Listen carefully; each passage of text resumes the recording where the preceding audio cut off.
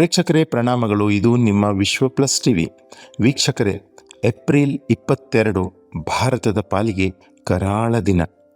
ಪಹಲ್ಗಾವ್ನಲ್ಲಿ ಮೊನ್ನೆ ಮಂಗಳವಾರ ಭಯೋತ್ಪಾದಕರ ದಾಳಿಗೆ ಅಮಾಯಕ 28 ಪ್ರವಾಸಿಗರು ಮೃತಪಟ್ಟಿದ್ದಾರೆ.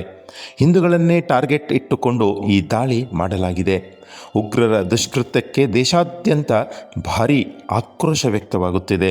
ಪಹಲ್ಗಾಮ್ ಉಗ್ರ ದಾಳಿ ಪಾಕಿಸ್ತಾನದ ಲಷ್ಕರ್ ಎ ತೊಯ್ಬಾದ ಉಪ ಉಗ್ರ ಸಂಘಟನೆ ದಿ ರೆಸಿಸ್ಟೆನ್ಸ್ ಫ್ರಂಟ್ TRF ಈ ದುಷ್ಕೃತ್ಯ ಎಸಗಿದೆ ಎಂಬುದು ದೃಢಪಟ್ಟಿದೆ.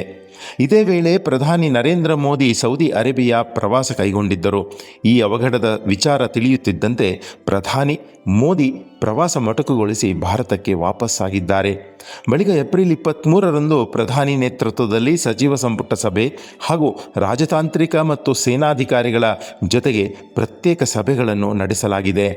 ಭದ್ರತೆ ಕುರಿತು ನಡೆದ ಉಪಸಂಪುಟ ಸಮಿತಿ ಸಭೆಯಲ್ಲಿ ಪಾಕಿಸ್ತಾನದ ವಿರುದ್ಧ ಪ್ರತೀಕಾರ ತೀರಿಸಿಕೊಳ್ಳಲು ನಿರ್ಧರಿಸಲಾಯಿತು.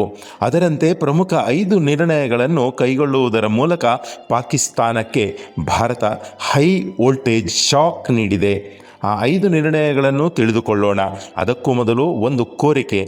ನಮ್ಮ ಚಾನಲ್ ಮೊದಲ ಬಾರಿ ನೋಡ್ತಿದ್ರೆ ಚಾನಲ್ ಸಬ್ಸ್ಕ್ರೈಬ್ ಮಾಡಿಕೊಂಡು ಪಕ್ಕದಲ್ಲೇ ಇರುವ ಬೆಲ್ ಐಕಾನ್ ಒತ್ತುವುದರ ಮೂಲಕ ನಮ್ಮ ಮಾಧ್ಯಮ ಅಭಿಯಾನಕ್ಕೆ ಬೆಂಬಲಿಸಿರಿ. ಪಹಲ್ಗಾವ್ ದಾಳಿ ಬಳಿಕ ಉಗ್ರರಿಗಾಗಿ ಇಡೀ ದಿನ ತೀವ್ರ ಶೋಧ ನಡೆಸಲಾಗಿದೆ. ದಕ್ಷಿಣ ಕಾಶ್ಮೀರದ ಕುಲ್ಗಾವ್ನ ತಂಗ್ ಮಾರ್ಗ್ನಲ್ಲಿ ಉಗ್ರರ ಹೆಜ್ಜೆ ಗುರುತುಗಳು ಪತ್ತೆಯಾಗಿವೆ. ಪಹಲ್ಗಾವ್ ಉಗ್ರರ ದಾಳಿಯ ಮಾಸ್ಟರ್ ಮೈಂಡ್ ದಿ ರೆಸಿಸ್ಟೆನ್ಸ್ ಫ್ರಂಟ್ನ ನಾಯಕ ಸೈಫುಲ್ಲಾ ಖಾನ್ ಎಂದು ಶಂಕಿಸಲಾಗಿದೆ. ನಂತರ 4 ಉಗ್ರರ ರೇಖಾಚಿತ್ರ ಕೂಡ ಬಿಡುಗಡೆ ಮಾಡಲಾಗಿದೆ. ಈ ದಾಳಿಯಲ್ಲಿ 7 ಜನರ ಭಯೋತ್ಪಾದಕರ ಗುಂಪು ಇತ್ತೆಂದು ಸ್ಥಳೀಯರಿಂದ ಮಾಹಿತಿ ಕಲೆ ಹಾಕಲಾಗಿದೆ. ಹಿಂದೂಗಳನ್ನೇ ಗುರಿಯಿಟ್ಟು ಮಾಡಲಾದ ಈ ದಾಳಿಯಲ್ಲಿ 2 ಸ್ಥಳೀಯರು ಭಾಗಿಯಾಗಿದ್ದರು ಎಂದು ಕೂಡ ಶಂಕೆ ವ್ಯಕ್ತಪಡಿಸಲಾಗಿದೆ.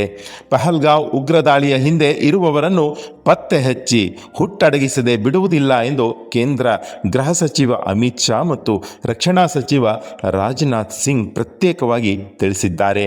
ಅತ್ತ ಬುಧವಾರ ಮೋದಿ ನೇತೃತ್ವದಲ್ಲಿ ನಡೆದ ಸಂಪುಟ ಸಮಿತಿ ಸಭೆಯಲ್ಲಿ ಪಾಕಿಸ್ತಾನದ ವಿರುದ್ಧ ಸರ್ಜಿಕಲ್ ಸ್ಟ್ರೈಕ್ ಕೈಗೊಂಡು 5 ಮಹತ್ವದ ನಿರ್ಣಯಗಳನ್ನು ಕೈಗೊಳ್ಳಲಾಗಿದೆ.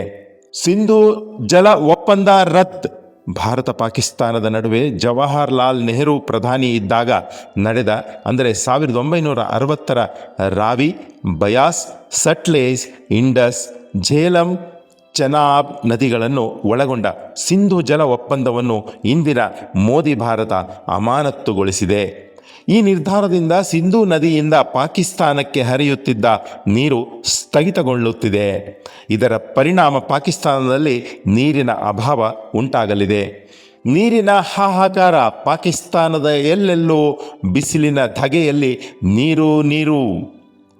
ಸಿಂಧೂ ನದಿಯನ್ನೇ ನಂಬಿರುವ ಪಾಕಿಸ್ತಾನದ ನೀರಾವರಿ ಆಧಾರಿತ ಕೃಷಿ ಭೂಮಿಯಲ್ಲಿ ಬೆಳೆಯುವ ಬೆಳೆಗಳು ಒಣಗಿ ಹೋಗಲಿವೆ. ಇದರಿಂದ ಆ ದೇಶದಲ್ಲಿ ಆಹಾರದ ಅಭಾವ ಉಂಟಾಗಬಹುದು. ಇದರ ಜೊತೆಗೆ ಆರ್ಥಿಕ ಸಂಕಷ್ಟವು ನಿಶ್ಚಿತವಾಗಿ ಪಾಕಿಸ್ತಾನಕ್ಕೆ ಎದುರಾಗಲಿದೆ. ಈ ಬೆಳವಣಿಗೆ ಆ ದೇಶದ GDP ಮೇಲೂ ಭಾರೀ ಪ್ರತಿಕೂಲ ತಂದೊಡ್ಡಲಿದೆ. ಅಟಾರಿ ಗೇಟ್ ಬಂದ್. ಭಾರತ ಮತ್ತು ಪಾಕಿಸ್ತಾನದ ನಡುವೆ ಸಂಪರ್ಕ ಕಲ್ಪಿಸುವ ಗಡಿ ಈ ಅಟಾರಿ ವಾಘಾ ಗಡಿ ರೇಖೆ. ಈ ಅಟಾರಿ ಗಡಿಯನ್ನು ತಕ್ಷಣದಿಂದಲೇ ಜಾರಿಗೆ ಬರುವಂತೆ ಬಂದ್ ಮಾಡಲಾಗುತ್ತಿದೆ. ಇದರಿಂದಾಗಿ ಅಟಾರಿ ಚೆಕ್ ಪೋಸ್ಟ್ ಬಂದಾಗಲಿದೆ. ಪಾಕಿಸ್ತಾನಕ್ಕೆ ಹೋಗಿರುವವರು ಭಾರತಕ್ಕೆ ವಾಪಸ್ಸಾಗಲು ಮೇ 1ರವರೆಗೆ ಕಾಲಾವಕಾಶ ನೀಡಲಾಗಿದೆ. ಅದು ಸಹ ಸೂಕ್ತ ದಾಖಲೆಗಳೊಂದಿಗೆ ಮಾತ್ರ ಭಾರತಕ್ಕೆ ಬರಲು ಕಠಿಣ ನಿಯಮ ರೂಪಿಸಲಾಗಿದೆ. ಪಾಕಿಸ್ತಾನಿಯರಿಗೆ ನೀಡಿದ್ದ ವೀಸಾ ರದ್ದು. ಪಾಕಿಸ್ತಾನಿ ಪ್ರಜೆಗಳಿಗೆ ಭಾರತಕ್ಕೆ ಭೇಟಿ ನೀಡುವುದಕ್ಕೆಂದು ಸಾರ್ಕ್ ವೀಸಾ ವಿನಾಯಿತಿ ಯೋಜನೆ ಅಡಿಯಲ್ಲಿ ವಿತರಿಸಲಾಗಿರುವ SPES ವೀಸಾಗಳನ್ನು ರದ್ದುಗೊಳಿಸಲಾಗಿದೆ.